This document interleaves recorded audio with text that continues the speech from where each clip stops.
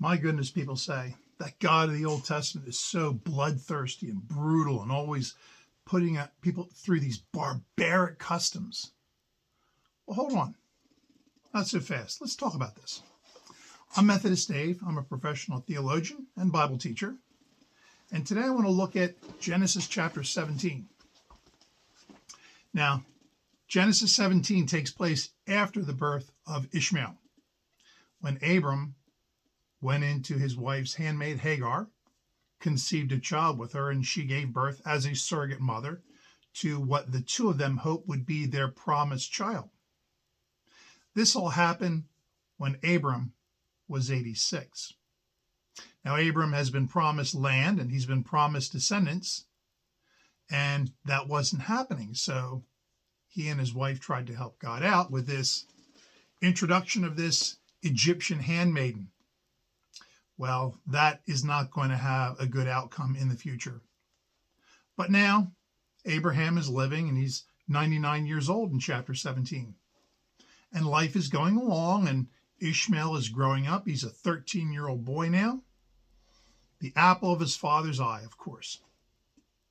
God calls to Abraham and says, Abram, I'm changing your name from Abram, prince or father, to Abraham, a father of a multitude. He's only got one son. But God says, I am going to bless you. I am going to make your name great. You are going to have a multitude of descendants. The land of Canaan, which you're living in, will be yours and your descendants forever, which is the land of modern Israel. And he says, you are going to have a child with your wife, Sarah, who is 90 years old. Abram laughs. And God says, and you're going to name that child Isaac. In Hebrew, Isaac means laughter. Abram says, Lord, let my son Ishmael be the child of blessing. God says, no. The child of blessing is going to come from you and from Sarah. Well, we're going to have a covenant. We're going to have another symbol that illustrates publicly your devotion to me. And this symbol of this covenant is going to be handed down to generation after generation. The symbol of the covenant is circumcision. Now, I don't think we have to go into too much detail as to what circumcision is. This is male circumcision. Muslims practice female circumcision. And God says you are going to be circumcised, and every male in your household is going to be circumcised, and every child born after you is going to be circumcised. This is going to be the sign of the covenant. It is going to set you apart from all other people. It's going to be an outwardly visible symbol of your dedication to me. Wow. And God gives Abraham a command that the circumcision is going to take place on the 8th day. Why the 8th day? They didn't know then, but we know now. See, when a child is born, initially the mother is what protects the child from infection.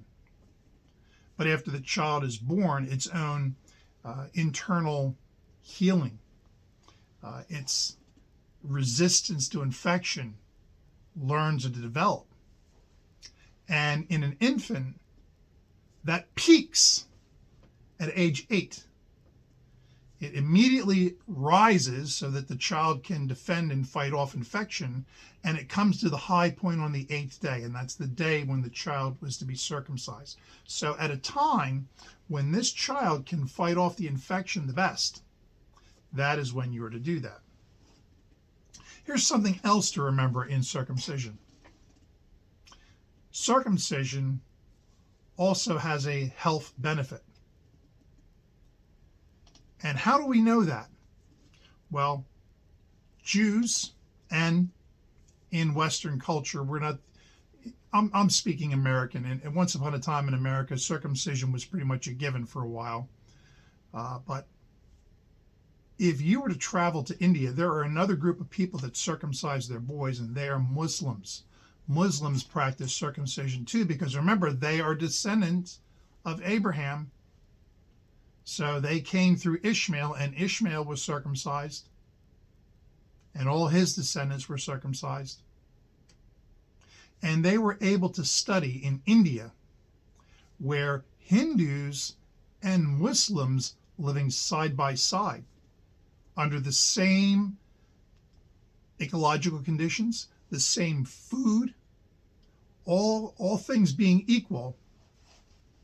Among people in India, Muslim women suffered less cervical cancer than Hindu women because their husbands were circumcised, and because of infection and transmission of bacteria, it's a person who's not circumcised needs to be a little more clean and tend to their hygiene a little bit better than a person who is circumcised. Let's leave that conversation right there. But you see that this is an outward expression. It's not has health benefits, but it is a visible way to determine that you are a separate people.